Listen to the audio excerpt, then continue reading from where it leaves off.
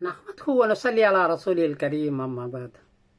مراکش میں زلزلہ آیا تو لوگوں نے دو سوال کیے۔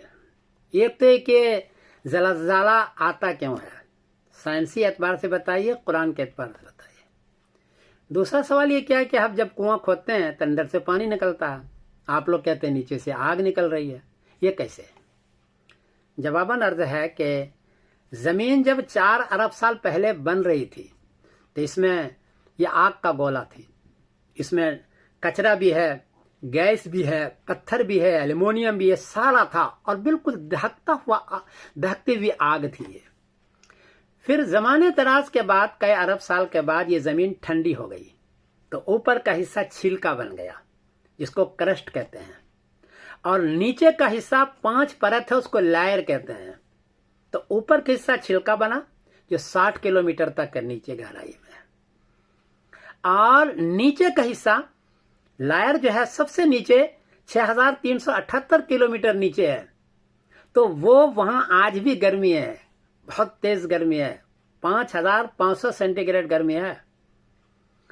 اور زمین یہ اوپر کا چھلکا 15 جگہ سے ٹوٹی ہوئی ہے، یہ چھلکا ٹوٹا ہوا ہے، اور یہ چھلکا جہاں سے ٹوٹا ہوا ہے جب نیچے کا لاوا ادھر ادھر کھسکتا ہے یا خالی ہو جاتا ہے تو یہ چھلکا اوپر یوں ہلنے لگتا ہے یا پھر نیچے دھستا ہے۔ جب ہلتا ہے تو زلزلہ، نیچے دھستا ہے تو زلزلہ، یہ زلزلہ ہے، اس کو زلزلہ کہتے ہیں۔ اسی وجہ سے یہ زلزلہ آتا ہے۔ پانی جو آپ نکالتے ہیں وہ تو سمندر ہے، 11 کلومیٹر کل سمندر، 11 کلومیٹر کھودیے گا تو وہاں سمندر کا پانی زمین کے آگے پیچھے ہوتا ہے تو اس کی وجہ سے پانی نکلتا ہے، لیکن 11 کلومیٹر کے نیچے جائیے گا، 60 کلومیٹر کے نیچے جائیے گا تو آج بھی آ گیا۔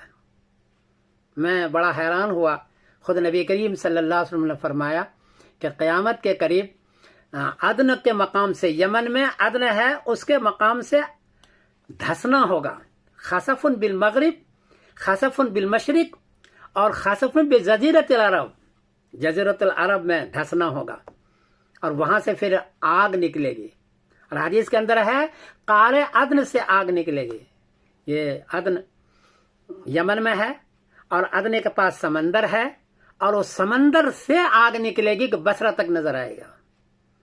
میں نے جب سائنسی تحقیقات کی پتہ چلا کہ جو 15 جگہ ٹوٹا ہوا ہے کرسٹ چھلکا، تو ایک ٹوٹا ہوا عربین پلیٹ میں وہیں عدن کے پاس سے گزرتا ہے، عدن کے پاس سے، اور حدیث میں فرمایا کہ وہاں سے آگ نکلے گی، وہاں زلزلہ ہوگا، 3 زلزلے ہوں گے، اور اتنے بڑے بڑے زلزلے ہوں گے کہ سارا آدمی مر جائے گا۔ تو حدیث کے اندر ایک بات یاد رکھو، حدیث میں کوئی صراحت النص ہو یا آیت میں صراحت النص ہو تو سائنسی تحقیقات جب آخری مرحلے پر جاتی ہے تو وہ اسی پر ہے جو کہ آیت الحدیث میں کہا، کیونکہ قرآن پاک کی چیز ہے۔ میں نے 95 تحقیق بھی اس میں سائنس اور قرآن میں لکھی، اس میں سب میں یہی ہے، تو اس میں بھی یہ ہے۔ حدیث نے فرمایا کہ دھسنا ہوگا قیامت کے قریب، اور آج بھی یہ زلزلہ جو آتا ہے وہ دھسنا ہوتا ہے، نیچے سے آگ اور وہ آتش فشاں پہاڑ کا لاوا ادھر سے ادھر ہوتا ہے تو ٹیکٹونک چھل کے ہلنے لگتا ہے، جس کو ایسے یہ زلزلہ آتا ہے یا نیچے دھس جاتا ہے۔ یہ ساری چیزیں ہیں، خود آیت کے اندر بھی ہے وَإِذَا الْبِحَارُ سُجِّرَتْ، کہ قیامت کے قریب سمندر کا پانی گرم ہو جائے گا، یہی لاوے نکلیں گے، آگ نکلے گی اور سمندر کا پانی گرم ہو جائے گا۔ تو سائنسی تحقیقات بھی وہی ہے کہ زلزلہ ہے، اور آیت حدیث کے اندر بھی یہ زلزلہ ہے، آج اس پر یقین رکھیے۔ میں سمیر الدین قاسمی بول رہا ہوں مانچسٹر انگلینڈ سے۔ السلام علیکم ورحمۃ اللہ وبرکاتہ۔